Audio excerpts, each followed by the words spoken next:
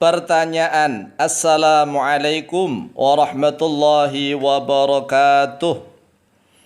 Mohon maaf Pak Kiai, kami ingin bertanya tentang kejadian yang pernah kami dengar, bahwa ada kisah seseorang yang ketika masih hidup jarang sekali mengaji, bahkan sangat sulit sekali diajak mengaji.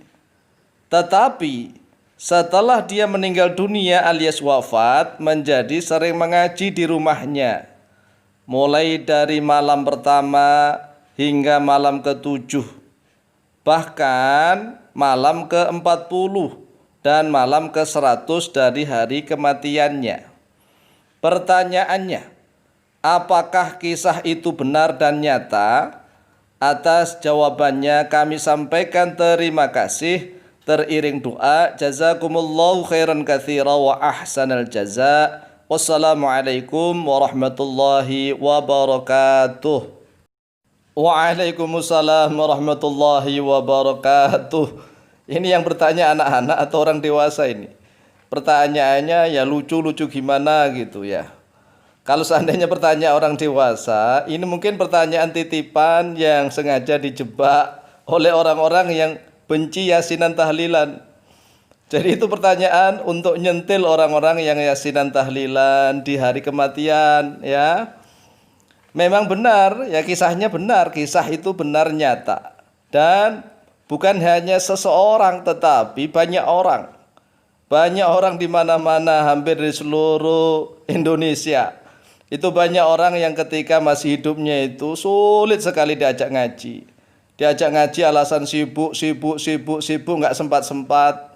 Tetapi setelah meninggal dunia alias wafat, kemudian keluarganya memanggil para ustadz, tetangga-tetangga untuk ngaji di rumahnya. Mulai malam pertama, malam kedua, malam ketiga, keempat, ketujuh. Kemudian setelah itu malam ke-40, setelah itu malam ke-100. Oleh sebab itulah agar kita tidak disindirin ya, tidak disindirin oleh mereka. Ya makanya rajin ngaji semasa masih hidup. Jadi selama masih hidup itu ya marilah kita ngaji. Jangan sampai nanti itu ustadz-ustadznya ngambek juga. Ustadz-ustadz di kalangan Nahdlatul Ulama ini ngambek. Wong dijak ngaji sulit, tapi setelah meninggal dunia ya diajak ngaji di rumahnya. Orangnya sudah meninggal. Orangnya meninggal tahu ya tahu, tetapi dia mungkin ya akan menyesal. Menyesal. Yang meninggal itu tahu dan merasakan. Tetapi kan sudah terlanjur masuk ke dalam alam kubur, nggak bisa kembali lagi.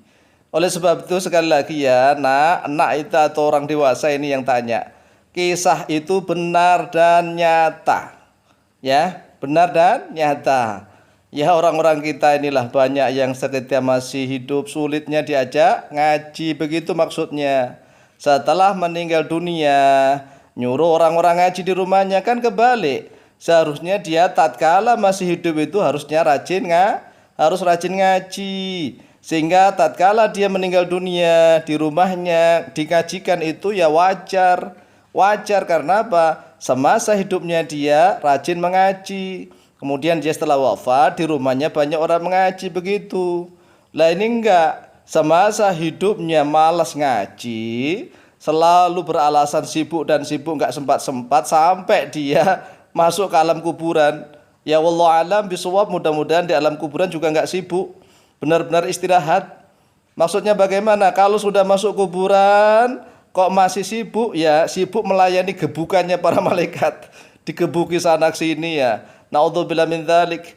Ya mudah-mudahan ya saudara-saudara kita mumpung masih hidup, mari kita mengaji. Ingat di dalam surat At-Takatsur ya, coba kita jelaskan.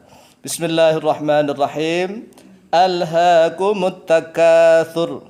Alha telah melalaikan kum kepada kalian. At-takatsuru oleh memperbanyak, dari kata-kata katsur. Takatsara ya takatsaru takatsuron, itu artinya memperbanyak hal.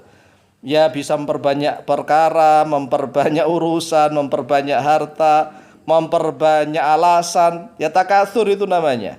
Jadi at-takatsur ini memperbanyak hal pokoknya. Apa saja Ya kalau orang diajak ngaji itu biasanya paling gampang, alasan yang paling klasik adalah sibuk, sibuk. Kalau sudah sibuk ya mudah-mudahan nanti kalau sudah masuk kuburan tidak sibuk, benar-benar istirahat. Kan biasanya itu kan kata-katanya dia telah masuk ke tempat peristirahatan yang tenang. Ya mudah-mudahan tenang. Mudah-mudahan istirahat dan dengan tenang. Oleh sebab itu mumpung masih hidup, persiapkan bekal sebaik-baiknya. Ayat yang kedua, hatta yurtumul maqabir. Hatta yurtum sehingga menziarahi oleh kalian, mengunjungi oleh kalian al-maqabir pada kuburan. Ini bukan sekedar mengunjungi kemudian pulang kembali, tapi juga bisa dimaknai begitu. Karena rohnya bisa melihat segala hal, bisa kemana-mana. Tubuhnya berada di dalam kuburan, tetapi rohnya bisa kemana-mana. Ya, jangan melalaikan kepada kalian at-takatsur oleh kesibukan itu. Jadi at-takatsur itu harus kita kendalikan. Jangan sampai at-takatsur itu menjadi fa'il, memang di dalam lafadznya kan fa'il.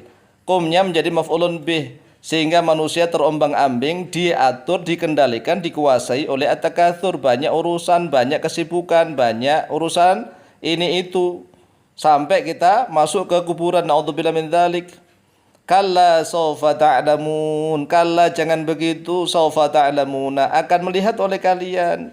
Tsumma kalla sawfa ta'lamun, diulang lagi oleh Allah. Tsumma kalla, kemudian janganlah begitu, sawfa ta'lamuna akan melihat oleh kalian. Kalla law ta'lamuna ilmal yaqin.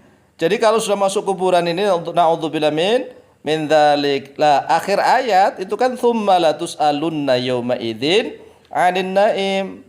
Kemudian sungguh-sungguh akan ditanya terhadap kalian yauma idzin pada hari itu 'anin naimi dari nikmatnya Allah.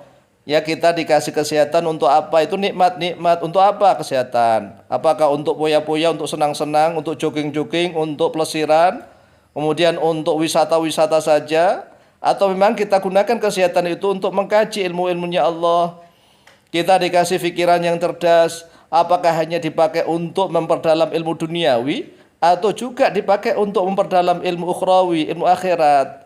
Itu semuanya nikmat Allah. Kita dikasih hati yang juga masih waras, akal kita masih waras, seluruhnya masih waras. Tapi kenapa tidak dipakai untuk hal-hal yang menjadikan pengumpulan bekal? Kita jadikanlah ya seluruh nikmat Allah yang Allah berikan kepada kita itu sebagai wasilah, perantara untuk menumpuk bekal ya saat kita menghadap Allah Azza wa Jalla. Sehingga tatkala kita masuk kuburan itu benar-benar menjadi tempat peristirahatan yang tenang, bukan hanya sebagai slogan. Kalau slogan kan semoga masuk ke dalam tempat peristirahatan yang tenang, itu slogan. Tetapi hatinya enggak tergerak sama sekali, maka kita harus takut kepada Allah. Apabila kita ini dikasih peringatan oleh Allah, tapi hati kita tidak bergetar, tidak bergerak sama sekali, ya begitu.